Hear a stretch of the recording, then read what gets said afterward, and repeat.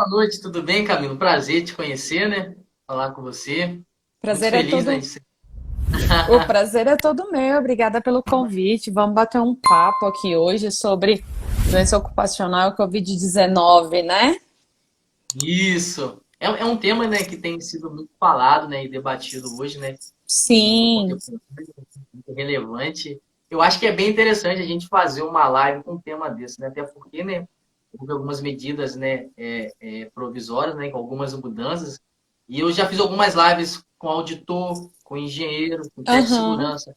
Agora com advogado é a primeira vez. Então, assim, a visão de vocês é totalmente diferente, né? Vocês têm uma pegada Sim. em relação à lei, que é muito Sim. interessante. Eu eu estou cursando engenharia, mas eu pretendo também cursar advocacia, porque eu sou muito apaixonado também por toda essa questão de segurança do trabalho, que também está correlacionado com lei. Então, a advocacia e segurança do trabalho, na verdade, tá tudo ligado, é a mesma coisa. É exatamente. E aí, como a gente tem o RH, o departamento pessoal, o pessoal do SESMIT caminhando todos juntos, de mão dadas, é essencial, é de suma importância fazer com que todos estejam em um só pensamento, em uma só direção, né? Camilo, eu queria, né, que você se apresentasse aí pra gente, queria desejar boa noite a todo mundo que está chegando aí, né, que está com a gente, Antônio, Márcia, Alexandre. Você não me conhece, né? A gente só conversou um pouquinho no Instagram. Eu sou Alan Caíque, sou técnico de segurança do trabalho, né? Também sou instrutor de segurança do trabalho. Atualmente, né, trabalho numa empresa multinacional, na construção de uma termoelétrica. Estou de quarentena, né? Vou voltar provavelmente agora, né? Dia 10, né? Sim, Devido a essa pandemia. Eu queria que você se apresentasse aí pra gente, antes da gente começar em si, né? perfeito, perfeito. Vamos lá. Eu sou a Camila Colombelli, advogada, especialista em Direito do Trabalho, Processo do Trabalho e Compliance Trabalhista, pós-graduada em Direito do Trabalho, pós-graduada em Direito do Trabalho na Prática, em Compliance pela PUC e em Compliance Trabalhista pelo IEPREV. E hoje eu tenho meu escritório, a gente presta serviço de Sim. consultoria trabalhista. A minha área de atuação, ela é praticamente que 100% na área trabalhista.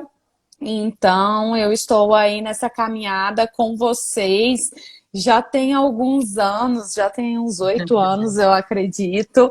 E o objetivo aqui é sempre propagar conhecimento, é sempre disseminar conhecimento, é sempre procurar ajudar todos que querem ser ajudados.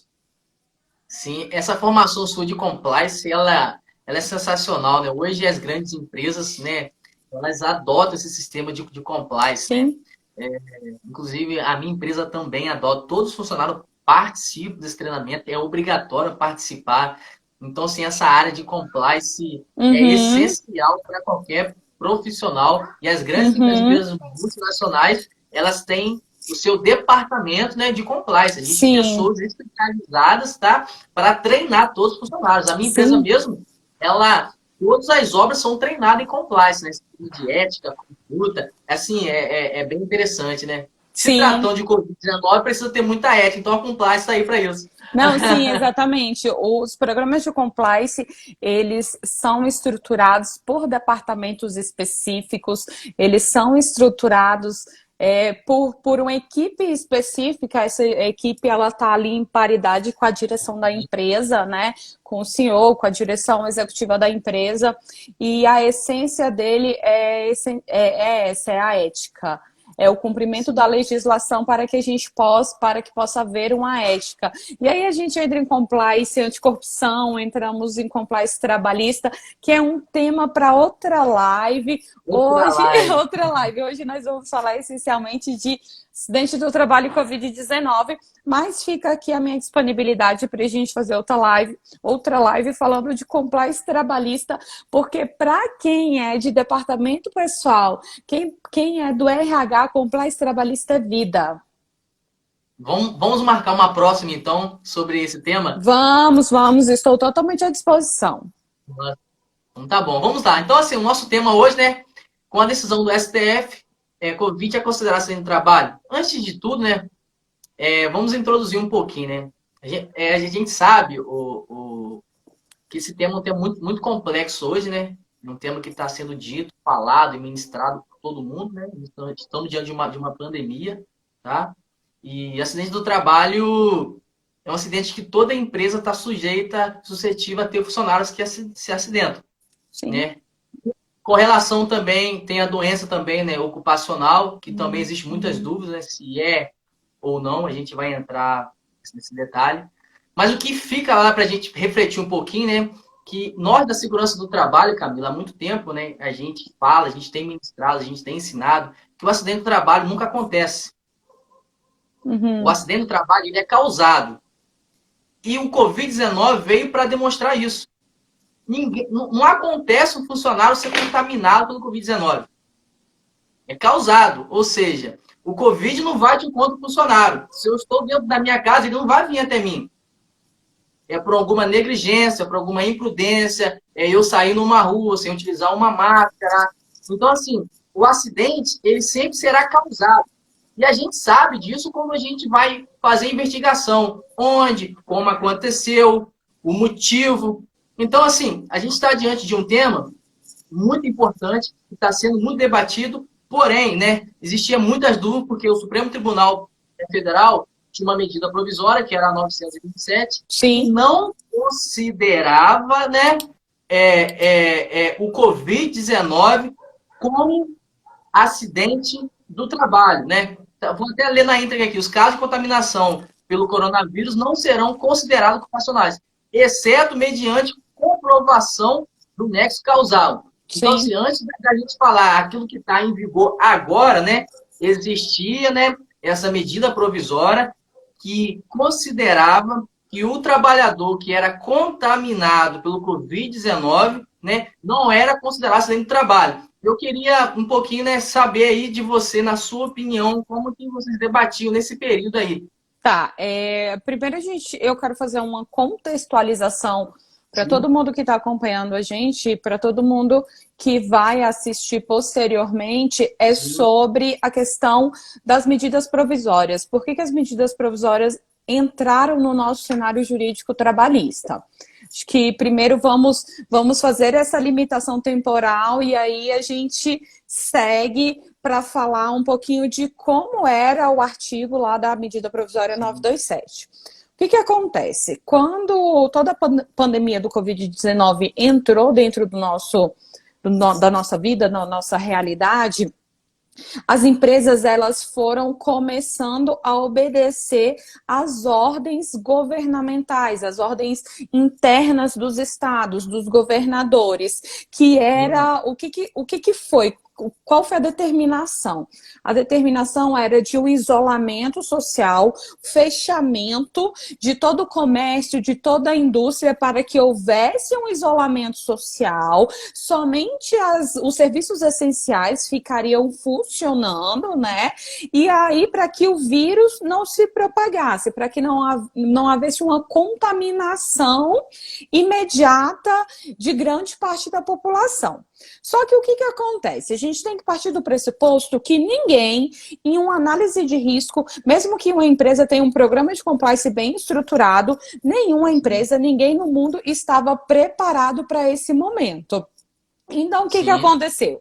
As empresas fechadas, não havia fluxo de caixa, a economia parada, o governo federal veio e colocou dentro do nosso mundo jurídico as opções da medida provisória 927. Férias coletivas, trabalho home office, que em que pese ter demorado um pouquinho, foi de grande valia, foi muito útil. As medidas provisórias, as opções da 927, elas foram e ainda são muito importantes.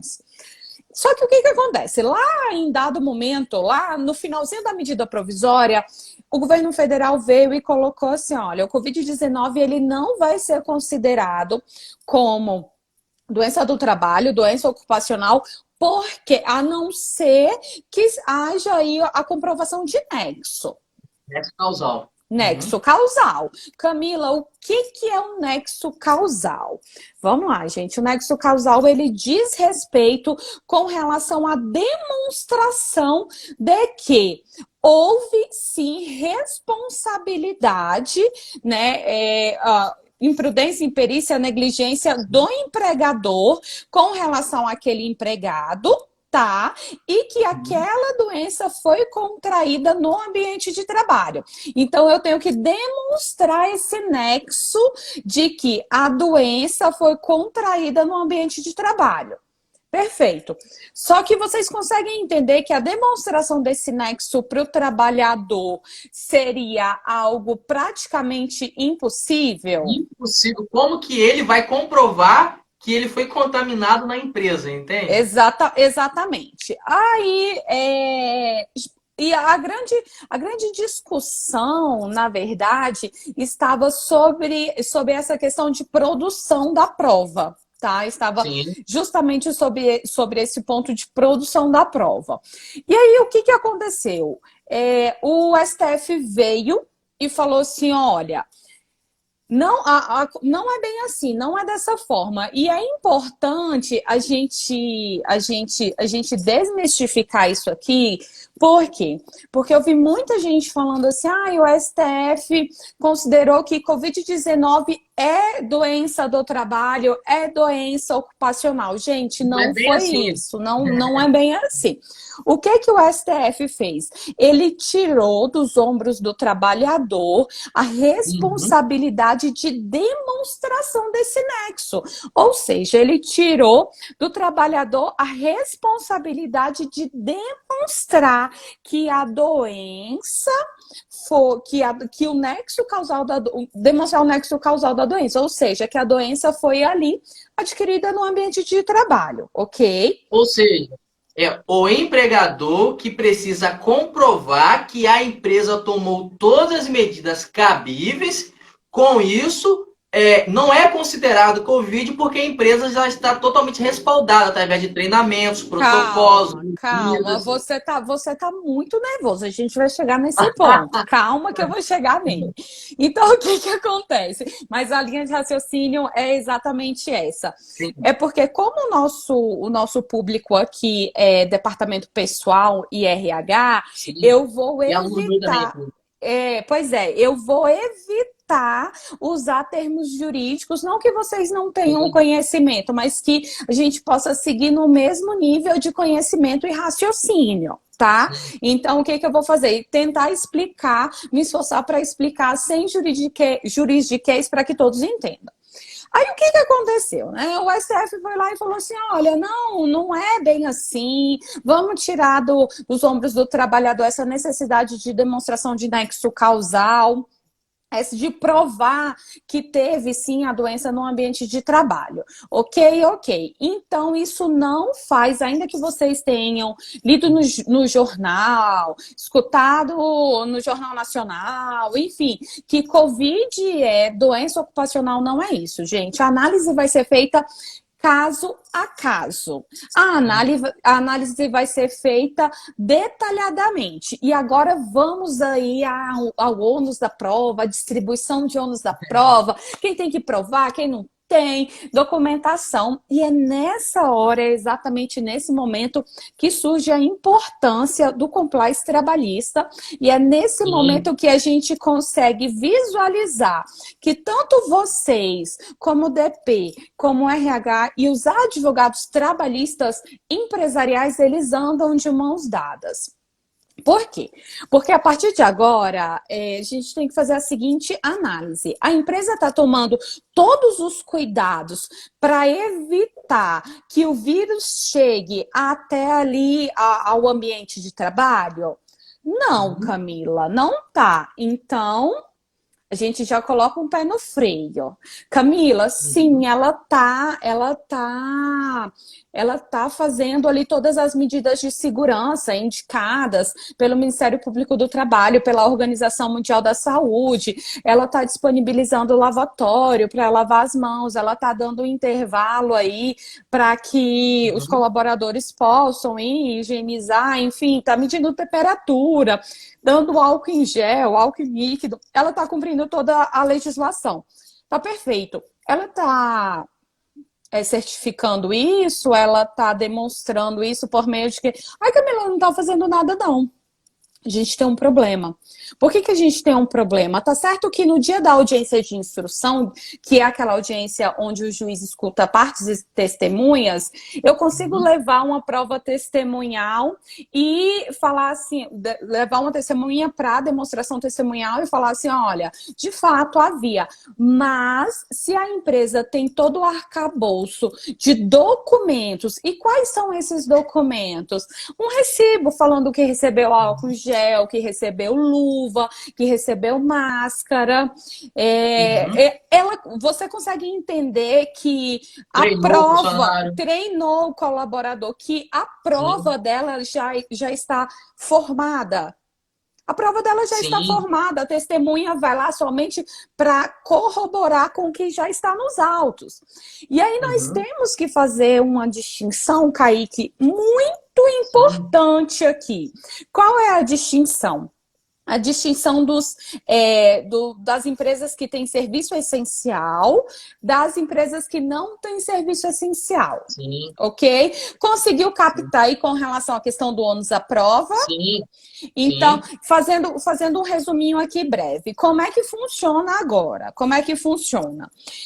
O empregado alegou na petição inicial que contraiu Covid-19, doença endêmica lá na empresa. Só que ele não demonstrou nenhum indício de prova. No direito, a gente chama isso de... Me fugiu o artigo do Código de Processo Civil, é início de prova, né? É o início mínimo da demonstração do seu direito. E aí, o que acontece? Ele não deu nenhum início mínimo, ele não demonstrou nada com relação a isso. O pedido dele vai ser visto com bons olhos? Não sei. Na minha concepção, como advogada, eu não faria isso. Por quê? Porque eu, enquanto advogada do reclamante, quando alego uma doença que foi contraída no ambiente de trabalho, um Covid-19, por exemplo, eu tenho que demonstrar basicamente, e aí eu penso como advogada e como juíza também, eu tenho que demonstrar basicamente se o serviço era essencial ou não, se o contrato de trabalho foi suspenso ou não, se houve redução da carga da jornada e redução do salário, eu tenho que demonstrar minimamente indícios mínimos de prova. Pronto, arrumei o nome técnico, ajustei o nome técnico. Eu tenho que demonstrar minimamente que existem indícios mínimos que o meu cliente, né, adquiriu, foi a Covid-19 no ambiente de trabalho. Se eu não fizer isso, pode ser que alguma coisa dê errado no meio do caminho. Tá? Por quê? Se eu sou advogada da empresa e eu recebo uma reclamação trabalhista desse nível e eu vejo que não tem absolutamente nenhum indício mínimo de prova e que eu tenho todas as demonstrações, eu tenho os recibos de EPIs, eu tenho protocolos de treinamento, eu tenho certificados, eu tenho toda a documentação, eu tenho toda a parte documental ali, demonstrada, certificada, de que eu... E exatamente. O que eu faço? O meu primeiro pedido é uma litigância de má-fé. Então, aí, além do passivo dos honorários sucumbenciais, ele também vai ter o passivo da litigância de má-fé.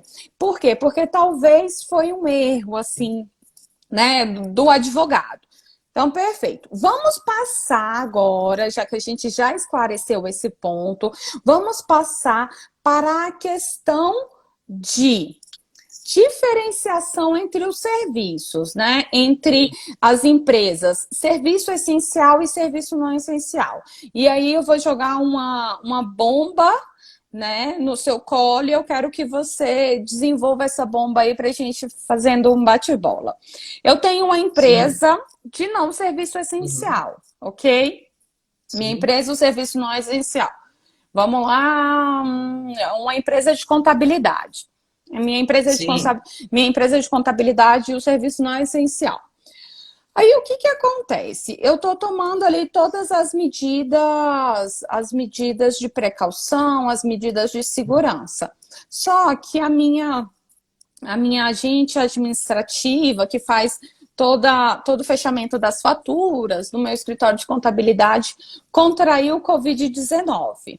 A minha empresa Sim. tem 20 colaboradores. Somente ela Uhum. teve Sim. Covid-19. E aí? É doença ocupacional, é doença do trabalho ou não? Não, por quê? Se fosse um surto, né? Ou seja, se grande parte, mais de 50%, né, dos funcionários dessa mesma empresa, né, tivesse contaminado, sim, mas cada caso, Camilo, precisa ser analisado de forma individual. Então, não Sim, é porque um funcionário está contaminado que é considerado acidente do trabalho. É preciso fazer uma análise de maneira individual com esse colaborador para saber se é considerado ou não o Covid. Agora sim, o fato do trabalhador ter contraído o Covid-19, isso não caracteriza dentro do trabalho. Ou seja, tem que perfeito. ser feita uma análise individual. Perfeito, perfeito Tô seu certo? posicionamento. Vamos complicar um pouquinho mais. Eu tenho essa minha funcionária A que contraiu Covid-19 e que escondeu, não contou para ninguém. Enfim, Sim, continuou indo trabalhar porque Covid-19, afinal, é uma gripe, né? sim. Vamos lá. Eu tenho meu funcionário A. Meu funcionário B e C contraem Covid-19 por causa da funcionária A. Eu considero ou não doença ocupacional ou acidente do trabalho. Então, é uma outra análise, porque se a empresa descobrir, né, que essa funcionária assim estava contaminada, será sim considerado acidente do trabalho para esses dois funcionários que foram contaminados devido a ela estar contaminada no ambiente de trabalho. Exatamente. E aí Tá certo? a gente parte do seguinte pressuposto. E para vocês terem a noção que vai ser, de fato, uma análise pontual, de caso Sim. a Isso vai acontecer o caso. tempo todo. Exatamente, de caso a caso. O que que acontece? E aí estou falando a minha opinião, ok? A minha Sim, concepção aqui com relação à análise do caso. No primeiro exemplo, a colaboradora A contraiu Covid-19? Não, ela não vai ser considerada, não vai ser considerado ali acidente de trabalho. Por quê? Porque eu consigo demonstrar que a empresa tomou todas as medidas de segurança, que estava tudo certo, ok? Contudo, a funcionária A contraiu Covid-19 e sim, continuou indo trabalhar, passou lá pela medição de temperatura, enfim, a medição de temperatura, perdão, o colaborador sim, responsável pela medição de temperatura liberou, falou: ah, não, eu estou com a minha garganta inflamada, liberou. No segundo caso, de B e C, que contraiu por causa de A, na minha concepção, vai ser considerado sim sim. acidente do trabalho, vai ser considerado sim para título de afastamento aí, e tudo que é decorrente do acidente do trabalho. O Maicon está falando assim: colocar em teletrabalho, quarentena. Concordo, Uhum. Maicon, concordo. Quando a empresa identifica uma situação dessa, o primeiro passo, a primeira ação que ela deve ter é afastar o colaborador. Afasta-se o Sim. colaborador, verifica se o trabalho que ele desempenha pode ser desempenhado em home office, pode ser desempenhado por meio de teletrabalho, e aí a gente tem que considerar também a questão do afastamento, do atestado, obviamente que se o trabalhador tiver afastado por atestado, ele não vai trabalhar home office. Enfim, primário, mas é importante a gente lembrar, né? Sim, sim. É importante a gente lembrar. Só que, caso isso não aconteça e outros empregados venham a contrair, a responsabilidade sim vai ser da empresa, ainda que o serviço não seja serviço essencial. Agora, Sim. vamos mudar a nossa análise, vamos entrar aqui na esfera de serviço essencial, ok? Uhum. Só um minuto, meu Ok, fone cair. Vamos lá, sem entrar problema. na esfera de serviço essencial. Nós temos aqueles trabalhadores que estão na ponta. Camila, o que significa isso? O que significa isso? E aí, só respondendo o questionamento do Denilson, como constatar que o colaborador infectou-se na empresa? Denilson, vamos lá. É uma prova difícil de ser feita? É sim, mas existem algumas decorrências lógicas dessa nossa linha argumentativa. A exemplo do que acabávamos de falar. Eu tenho uma empresa com 50 colaboradores. Eu vou dar um exemplo básico. Vou dar um exemplo real. E vou Sim, citar o nome da empresa porque está na mídia, então eu não saio do meu padrão ético. Várias plataformas da Petrobras, elas foram fechadas em decorrência do alto índice de contaminação pelo Covid, ok? sim, Então, vamos lá. Eu tenho uma plataforma que eu tenho 100 colaboradores. Desses 100 colaboradores, 60, 70, 80, 40 estão contaminados com Covid-19. É decorrência lógica que o colaborador número 62 contaminado contraiu no ambiente de trabalho. E essa decorrência lógica é necessário a gente ressaltar aqui, ela vai ser fortificada se a empresa não cumpre o seu papel na segurança do sim, colaborador. Ela vai ser fortificada se a empresa não cumpre ali a obrigatoriedade nos requisitos de segurança. Né, que sim, é cumprir toda a tabela da Organização Mundial da Saúde e do Ministério Público do Trabalho. Então, assim, de fato é uma prova difícil de se produzir, mas existem alguns subterfúgios aí que a gente consegue ir construindo a linha de raciocínio para que fique demonstrado essa culpa. Perfeito? sim. Então vamos lá, Alan, para as empresas com serviços essenciais. Eu tenho um hospital, Uhum. farmácia, supermercados, em que as, as os colaboradores dessas empresas são colaboradores de ponta, são colaboradores que trabalham ali em contato Na linha de frente. direto, na linha de Sim, frente, na linha de sim, frente. Então, eu tenho lá três situações distintas. Eu tenho a atendente sim, do hospital, eu tenho a enfermeira da triagem e eu tenho o médico.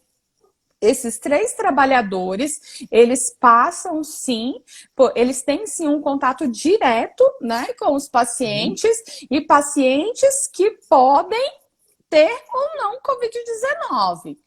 Então, quando eu olho para esses trabalhadores, e aí eu quero ressaltar que é uma opinião minha, ok? sim. Quando eu olho para esses trabalhadores, eu consigo enxergar que a alegação de Covid-19 como doença do trabalho, ela é totalmente razoável e Uhum. lógica. Por quê? Sim, Porque eu estou em uma pandemia onde eu tenho uma doença generalizada, eu tenho trabalhadores que estão na ponta, eu tenho trabalhadores que uhum. estão ali no contato, tá? Com pessoas doentes. Como é que eu falo assim, não, a responsabilidade agora de demonstrar que o médico pegou o Covid-19 é dele. Não, gente, não, as coisas não funcionam assim. Não no É a direito do empresa. trabalho, é a empresa que tem que demonstrar, Camila, ok, mas a empresa demonstrou que cumpriu todos os requisitos. E agora, na minha concepção, ainda constata-se acidente de Covid-19 como acidente de trabalho. Por quê? Devido ao contato direto, Exatamente. Por quê? nexo causal. Porque ainda que a empresa tenha tomado todas as medidas de segurança, Aham, a gente tem um princípio no direito do trabalho que se chama risco do negócio. sim, Risco do negócio. Camila, o que é o risco do negócio? É pelo risco do negócio que a empresa, ainda que esteja fechada por causa da determinação de isolamento social, ela aham, tem que pagar o seu salário. Por quê? Porque o negócio é sim, dela, ela que obtém o lucro, tá bom? Então, sim, logo, o risco do negócio de haver uma contaminação também é dela. Também é dela. sim, Então, veja, nesse caso de serviço essencial, com todas as medidas de segurança adotadas pela empresa, ainda que seja demonstrado, na minha concepção, configura-se acidente do trabalho. A Ana Carol está sim. falando assim, assume o risco da atividade. Exatamente, exatamente, Carol.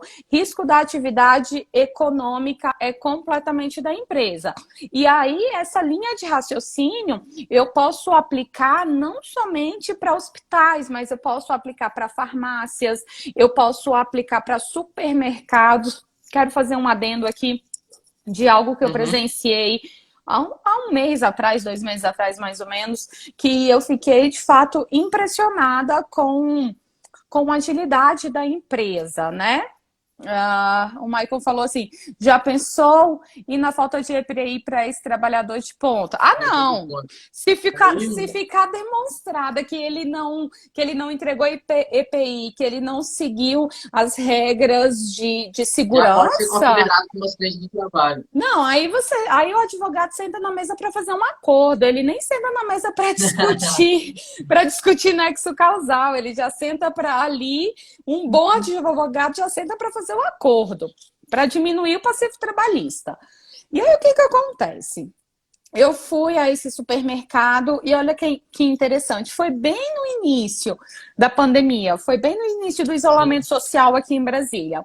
O supermercado, acho que na primeira ou na segunda semana, já tinham mandado colocar um vidro entre a caixa e o cliente. sim.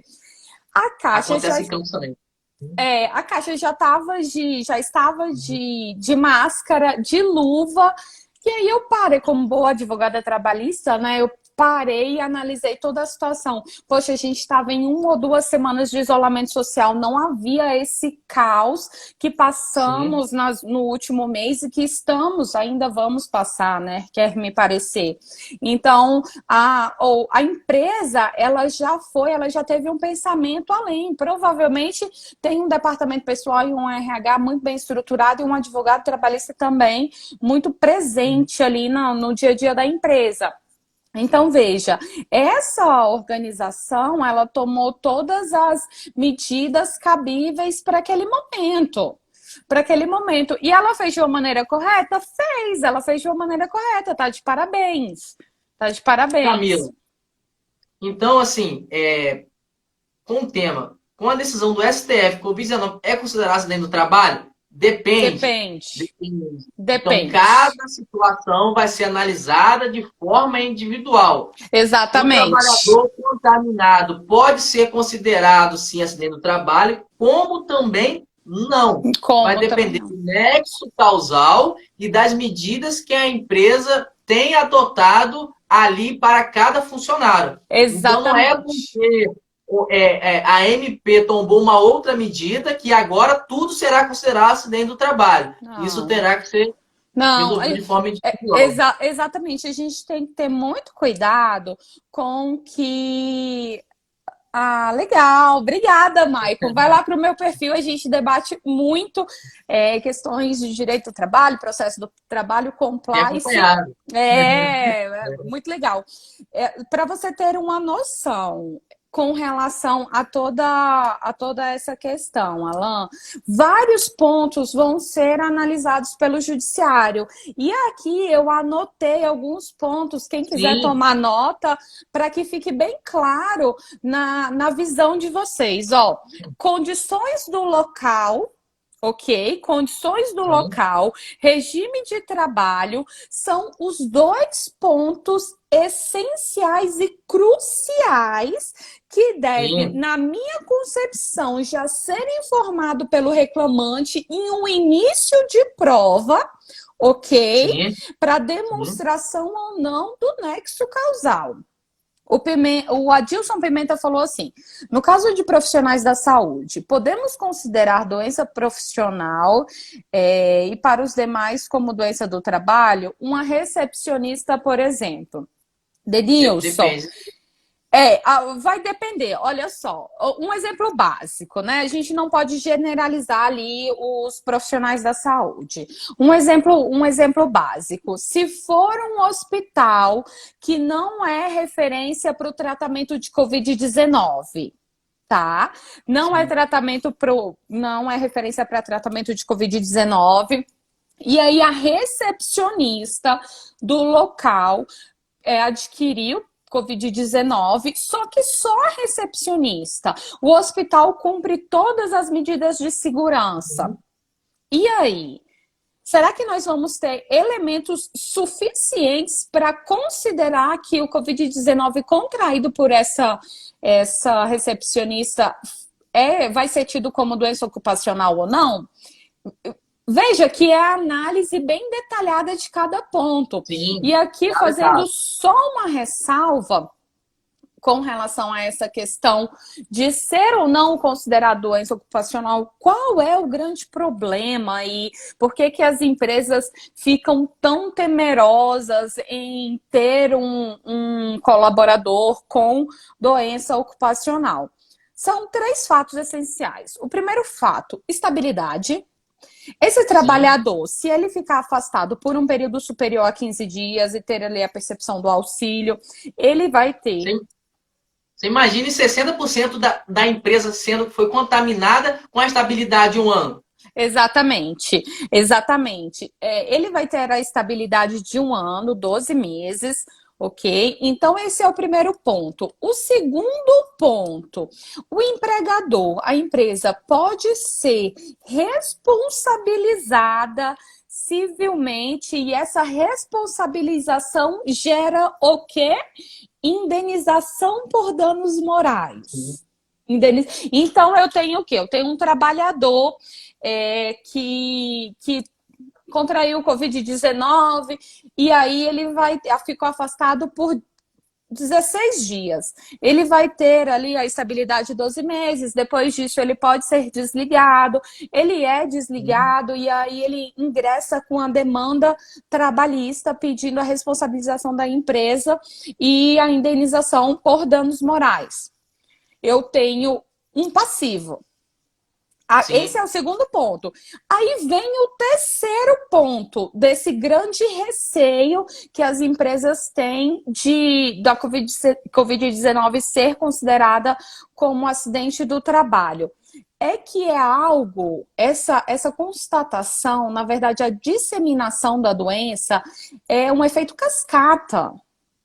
Então, se a disseminação é um efeito cascata, as minhas ações, o meu passivo trabalhista também pode ser considerado um efeito sim, cascata. Lembra naquele primeiro exemplo lá no início da nossa live que eu falei a minha concepção sobre o colaborador A, B e C? sim, sim, sim. Perfeito. Lembre-se, A, na minha visão, até aquele exato momento, não Não é é considerado. acidente do trabalho, não era considerado. Só que B e C é. E B e C são colaboradores, assim, bem complicados, são colaboradores, assim, que dão trabalho para a Sim, empresa. quais são as chances deles ingressarem com a demanda trabalhista? Quais são as chances deles darem problema durante esse período de estabilidade? 100%.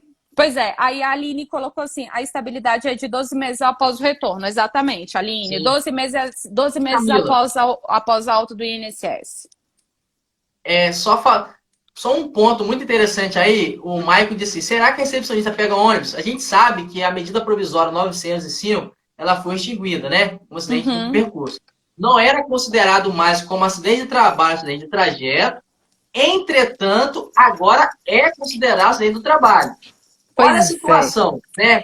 Profissionais que não têm o seu veículo próprio, que têm a necessidade de pegar, né, um ônibus, né, de um translado para o outro. Sim. Se esse colaborador do percurso casa, empresa, empresa, casa, se contaminar, é considerado, sim, né, acidente do trabalho. Por quê? Porque foi contaminado nesse percurso. Estou correto ou não? Calma que eu ainda vou complicar um pouquinho a sua linha de raciocínio com algumas informações.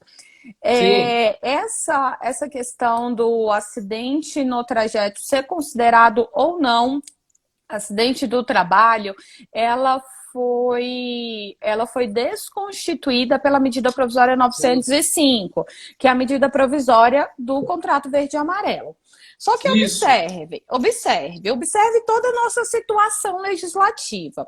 A medida provisória 905, ela decaiu, eu acredito que tem umas 3 semanas. Isso. Foi acho que 40 dias após a pandemia do Covid-19. E aí, o que acontece? A 20 minha de linha de abril de raciocínio. 2020. Dia 20 de abril, né? Perfeito. De Até 2020. o dia 20 de abril de 2020, eu não tinha, ainda que a secretária fosse lá, não tivesse, enfim, transporte, não utilizasse transporte público, eu não tinha esse peso sobre os meus ombros. Após o dia 20 de abril, eu ainda tenho essa preocupação. Sim. E aí ainda tem um ponto maior que eu vou soltar aqui para vocês. A medida provisória é a 936 ou 927 que vai ser regulamentada agora, acredito que seja a 936, que vai ser regulamentada agora por meio de lei, né, de lei específica. Essa lei específica, ela vem trazendo no seu bojo determinações que eram tidas lá no contrato verde e amarelo, na medida provisória 905. Então, Sim. eu tenho um limbo, na verdade não é limbo, eu tenho um marco temporal. Por quê? Pensa comigo, raciocina comigo. Se a medida provisória for convertida em lei e a lei disser que a partir daquele momento os acidentes ocorridos no curso não são considerados acidentes do trabalho. Olha que situação. Pegou o raciocínio? Por quê? Entendi. Porque eu vou antes do dia 20 de abril não é considerado acidente do trabalho. Do dia 20 Sim. de abril até X data é considerado. Por quê? Porque eu tenho a lacuna jurídica e após tal data não é Camila, considerado essa, novamente. essa medida provisória ela foi de 12 de novembro de 2019 Sim, até 20 de abril de 2020. Então, imagina, nesse período, o colaborador, nesse percurso, foi contaminado no trajeto. Olha só que situação. pois é, exatamente. E aí a gente tem um agravante ainda, assim, não um agravante, mas um possível agravante um pouco maior, justamente em decorrência desse período de que vamos ter agora até a edição da lei que regulamenta a Sim. medida provisória 936. Não sei se vai vir essa questão do acidente de trabalho em seu bojo. Acredito que sim, mas a gente tem que aguardar. Então, fica aqui a minha dica com relação a essa preocupação. Acredito que a gente tem 15 minutos de live ainda. 15 minutos, passou muito Pensei, rápido. pensei em deixarmos os últimos 10 minutos para responder questionamentos. Aí você Sim. que sabe. Estou à disposição. Fizeram uma pergunta aí. Muito complicado estabelecer nexo de contagem do trajeto, mas fácil tentar aprovar o contágio no ambiente de trabalho que apresenta risco e ausência de medidas de precaução e prevenção. Concordo, Com certeza. concordo. Inclusive, ele falou alguma coisa aqui acima. O estigma causado pela Covid pode gerar dano moral ao trabalhador contaminado com nexo causal comprovado? Certamente.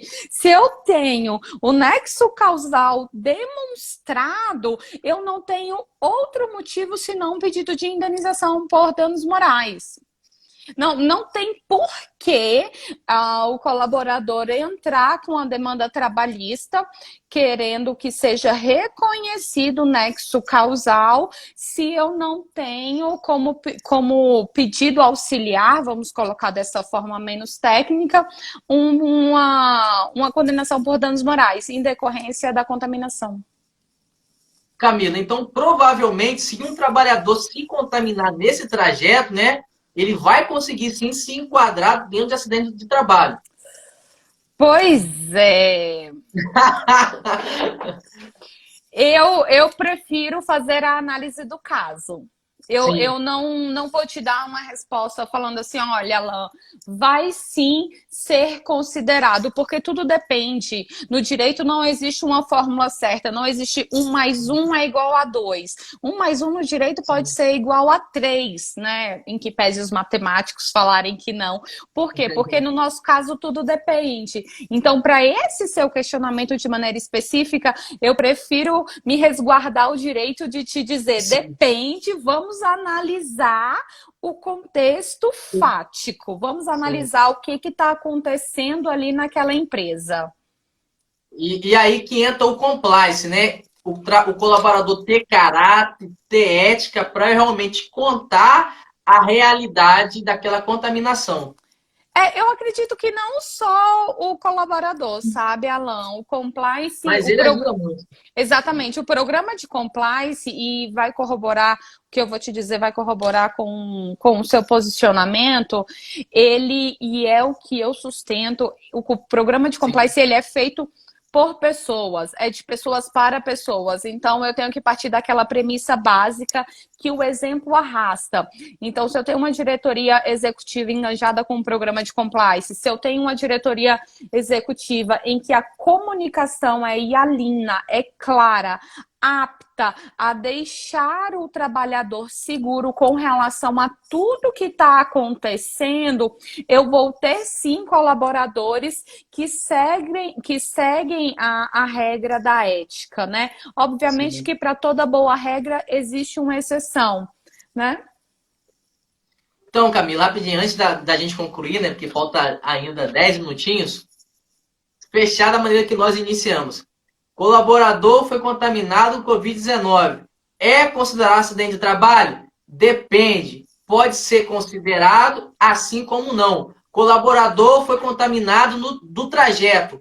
Casa, trabalho, trabalho, casa. É considerado acidente de trabalho? Também vai depender. Ou seja, cada caso deverá ser analisado de forma individual. Exatamente. O que a gente não pode achar que, devido a essa medida provisória ter sido lançada pelo STF, é considerar que todo trabalhador que foi contaminado vai ser, sim, enquadrado nesse trabalho. Não é bem assim. Exatamente. Cada funcionário, né, terá que ser analisado de forma individual. E aí a empresa vai ter que comprovar o treinamento que foi dado, o protocolo, ficha de EPI, com máscara e tudo mais. Ou seja, é importante, nesse período de pandemia, cada empresa, empresário, empregador se respaldar, porque agora, como nunca, a segurança, sim, precisa vir em primeiro lugar.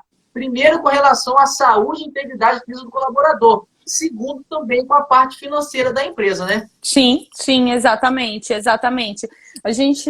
Eu costumo dizer algo, Kaique, antes de seguir o raciocínio, e é algo bem sincero, sabe? Que se os efeitos da pandemia, melhor dizendo, não quebrarem todas as empresas, provavelmente o passivo trabalhista que vier após o período de pandemia vai quebrar. Por quê? Porque tem muita empresa aplicando as medidas provisórias que são para ajudar de maneira né, de maneira errada, de maneira equivocada. Tem muita empresa que não está tomando os devidos cuidados, as devidas precauções. Por exemplo, eu fui em uma loja, uma determinada loja aqui em Brasília hoje de decoração, e aí quando eu cheguei lá, tinha um colaborador dos carrinhos, aí à medida que a gente ia para pegar um carrinho, o colaborador fazia a higienização de todos os carrinhos, Uhum. fazia a higienização das mãos dos consumidores. Quando chegava na porta do estabelecimento, havia outra colaboradora para testar a temperatura e para passar álcool em gel na mão de todo mundo. Faltou passar o borrifador, assim, né? Porque a gente está começando a descascar com tanto álcool que estamos usando. Então, esse é um exemplo de uma empresa que, pelo menos à primeira vista, está seguindo as medidas de segurança, né? Te contar um exemplo que aconteceu aqui, Camila. Eu fui Uhum. né, num estabelecimento comprar, né, um pão, né? Eu fui na padaria. E Só, aí, Alan, só um minuto, desculpa sim, te interromper. Perito nada. trabalhista, porque isso aqui é de suma importância. Os Sim, pode empresários falar. devem ter cuidado com o tipo de máscara que fornece, deve pensar na qualidade, eficácia e certificado de comprovação. Pronto, a gente pode acabar a live, porque esse ser humano, que eu não sei o nome, me fala seu nome, ele acabou de trazer um ponto muito importante. Perito trabalhista. Qual é o ponto? Qual é o ponto? Certificado de aprovação. Não Certo. adianta eu fornecer a máscara principalmente para empresas que são serviços essenciais e não conseguir demonstrar, ok, que aquela máscara tem eficácia. Não Sim, adianta. É a mesma coisa de um pedido de adicional de insalubridade. Aí chega a sim. empresa lá, maravilhosa, linda, É uma live excelente, salubridade, hein? com todas as fichas de EPI, maravilha, mas cadê as demonstrações de aprovação do EPI? De que o EPI ele está aprovado e ele consegue sim proteger o colaborador.